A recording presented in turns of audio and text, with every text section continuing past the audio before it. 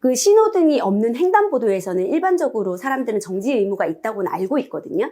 근데 사실 그거는 그 보행자가 사람이 그 횡단보도를 건널 수도 있기 때문에 뭔가 보행자를 인식했을 때는 당연히 우리 정지 의무가 우선하는 게 맞거든요. 그러니까 좌회전을 하는데 상대방에서 오토바이가 갑자기 나타나가지고 사고가 나서 오토바이에 사람이 타면 사실 부딪히면 사람이 날아가서 굉장히 중상을 입거나 아니면 사망하는 경우가 많거든요. 제가 맡은 사건에서도 오토바이 피해자가 사망을 하게 됩니다.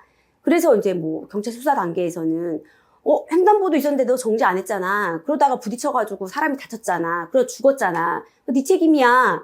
그래서 저도 사실 저를 찾아왔을 때도 본인이 정지한 적도 없고 잘 못 봤어요 라고 얘기하길래 다 인정하고 수사를 받았거든요.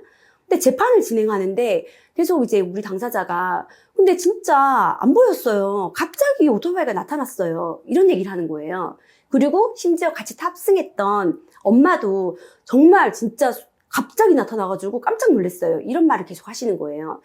왜 갑자기 보였을까? 정말 내가 확인할 수 없을 정도의 그 갑자기라면 나의 주의 의무 위반이 아니라 그 갑자기에 대한 피해자의 어떤 책임이 있는 건 아닐까라는 생각이 들어서 재판 단계에서 증거를 팝니다. 그래서 증거를 파보면서 이제 뭔가 우리 쪽에 유리한 게 없는가를 찾아봤더니 저희가 사고 난 지점이 이렇게 앞쪽으로 상대방을 부딪힌 게 아니라 저희가 좌회전하다가 이 우측으로 오토바이를 부딪힌 거예요.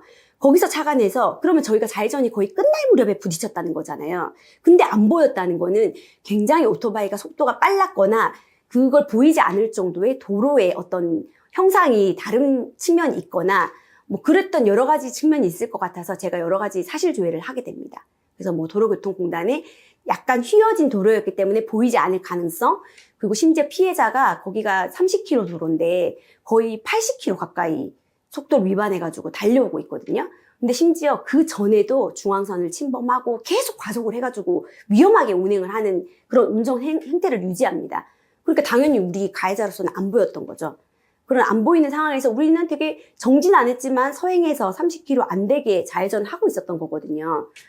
사실 주의의무 위반이 있다고 할 수 없죠. 누구라도 그렇게 서행해서 다 진입했는데 갑자기 튀어나온 오토바이를 어떻게 막겠어요. 그래서 무죄를 주장했고 무죄가 받아들여져서 최근에 무죄 판결을 받았습니다. 근데 그때 당시에는 블랙박스가 있었음에도 정지를 하지 않았다는 측면에서 주의의무 위반이 있는 걸 단정해서 다 자백을 했었던 거거든요. 수사 단계에서는.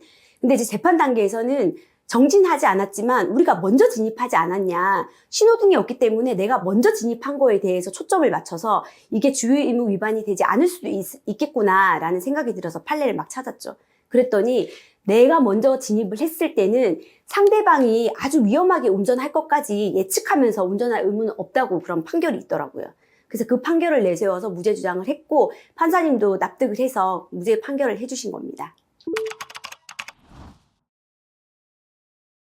수사 단계에서도 오토바이가 빨리 운전했다는 건 알고 있었거든요. 속도 위반이 굉장히 심했다는 걸 알고 있었음에도 불구하고 우리가 정지를 했다면 그 오토바이가 아무리 빨리 왔다 하더라도 사고가 안 났을 거다. 그러니까 너가 정지를 안 한 거에 대해서 주의의무 위반이 있다라고 생각하고 검사도 거기에 동의했으니까 기소를 한 거죠.